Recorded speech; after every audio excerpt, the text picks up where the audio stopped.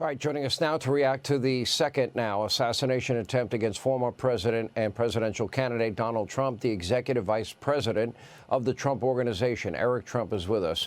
Eric, I want to be very clear, as I was with Steve, I cannot praise the agents around your dad enough for their heroism. They dove on your dad. They did everything right. They got him out of there quickly. The one agent that just happened to see the barrel of this gun, amazing work on that agent's part in every way.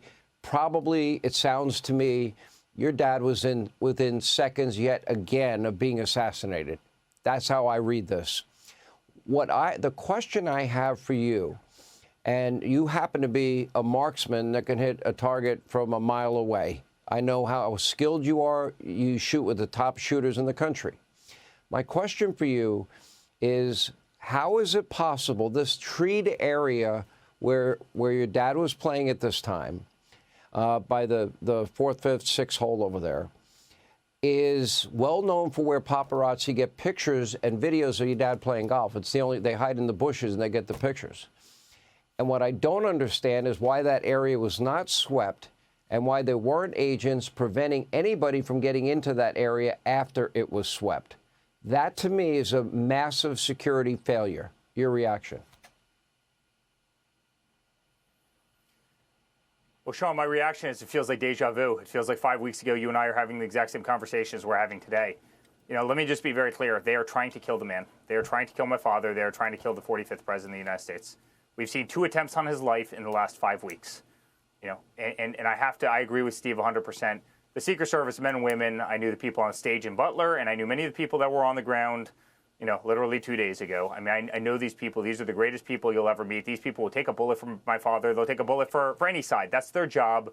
They love their job. They're incredibly good at their job. And if I could give that agent who saw the rifle barrel popping through a chain link fence in the middle of, you know, big eureka bushes, if I could give them a big hug, I would do so right now, because there's no question that that person saved lives these days.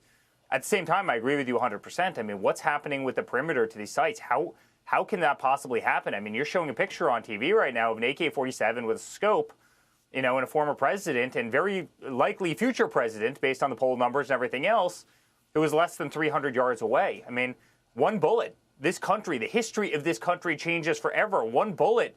You know, the way the U.S. is perceived changes in a flash.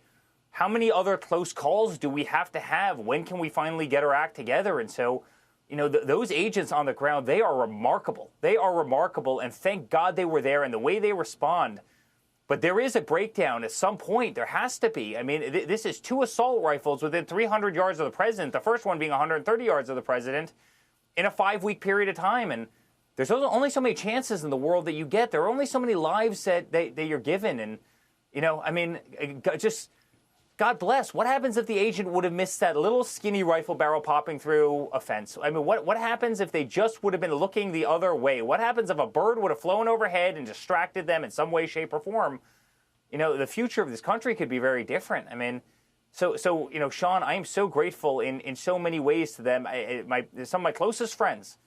At the same time, on the perimeter, somebody is letting those incredibly brave agents down, because this cannot happen. And just remember one other thing. I mean, the reports just came out that it looks like that, you know, person, based on their cell phone records, started showing up in that location at 1 o'clock in the morning. 1 o'clock. I mean, that person had been there for, what, close to 12 hours at that point? It's incredibly disconcerting. It's concerning for the country. It's concerning for the hundreds of millions of Americans who would march to the end of the world for a man that they love, a man that they adore, a man that's leading the race for 47th president of the United States. And it's definitely deep concerning for, you know, for his family and for guys like me who love him deeply. You know, I agree with you, and I agree with Steve. The agents around your dad, there are no better people on the face of the earth. I completely agree. However, that area that is wooded, you know, and I listened to the head of the Secret Service very closely today, and he was praising not only those agents, but praising the whole operation as if it was a great success. I don't view it as a success if somebody with an AK-47 and a scope is 300-plus yards away from your dad, because that is a layup or a one-foot putt if you're a shooter. And so the question is, why wasn't that wooded area swept? We need an answer. And why weren't there agents on Congress Avenue that were monitoring to make sure that nobody went into the treed area where they would, and bringing a gun, no less, in there with them? That, to me, is where the failure went, where the failure happened. And this is very similar to what we have learned out of Butler, is it not? I agree with you. I don't think it's a success having a assault rifle 300 yards away from the president. I've shot since I could walk, Sean. It's something I know very, very well. It's probably something I know better than most. I did it competitively. I did it pretty much all the disciplines. A 300-yard shot is a layup shot with a modern-day scoped rifle. It is a layup shot. It's a shot that will be made every single time. The shot in Butler, Pennsylvania was a 130-yard shot. That's a shot that my 6-year-old son could make every single time. Sean, these are layup shots, and it's incredibly disconcerting that is happening. I agree with you 100%. You're right. The agents on the ground were incredible, and it was a success for them, and they should be hugged, and they should be complimented because, again, they saved lives. That one agent who saw the barrel saved lives. You better believe it. They saved lives. They should get every award, every commendation, every raise. But there is a problem if they're leaving a perimeter 300 yards insecure around. What? In a way, can you argue that the fact that he saw a barrel of a gun through a fence in a treed area was maybe a little bit lucky, and that we can't rely on luck, that we have to rely on sweeping any area within any perimeter that would allow somebody with a scoped rifle that close to your father or to any elected politician for that matter? This is not a political issue. Sean, of course it was lucky. You know how much vegetation we have on golf courses? I mean, it's kind of what we're known for, right? Having some of the most lush, beautiful golf courses, right? To have a little pencil barrel that's, 750 thousandths of an inch effectively going through a plant. Yeah, that's pretty damn lucky in order to see. And again, thank God that they did. So I agree with you. Do I think it's as a son? Do I think it's a glowing success? The agent certainly there. Certainly the agent that saw that barrel, absolutely glowing success. The people that got my father off that golf course, absolutely glowing success.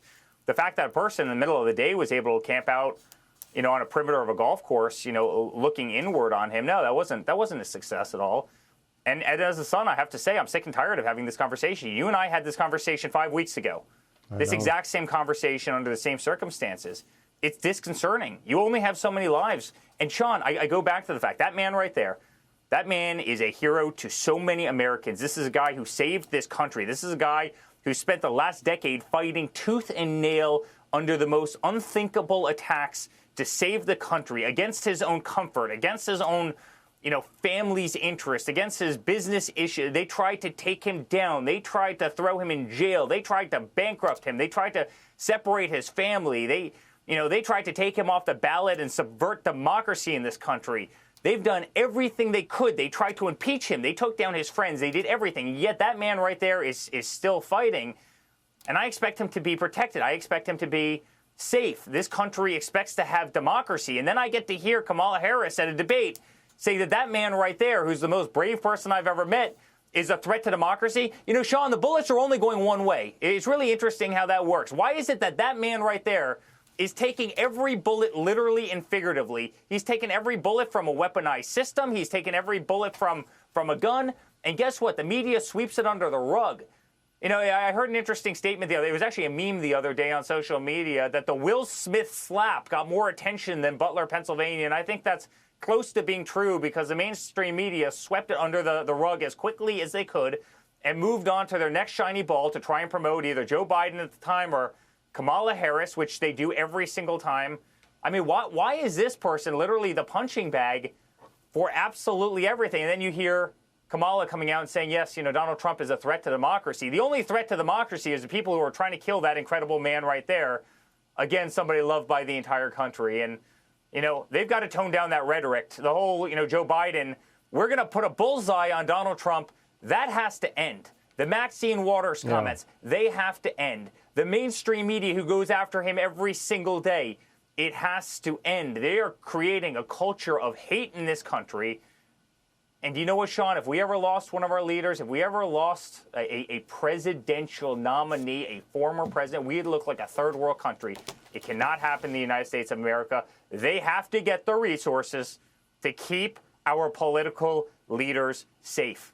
We have to do a better job. We cannot have a third incident. There will not be a third incident. We cannot have this conversation again, Sean. You and I have had too many of them. Well, I agree. And there are so many good people in law enforcement, including the Sheriff's Department and the Palm Beach Police Department. They did an amazing job. But that area needed to be swept, and we've not gotten an answer. Eric, we're glad your dad's okay. Thank you for being with us, and I don't want this conversation again either. Hey, Sean Hannity here. Hey, click here to subscribe to Fox News YouTube page and catch our hottest interviews and most compelling analysis. You will not get it anywhere else.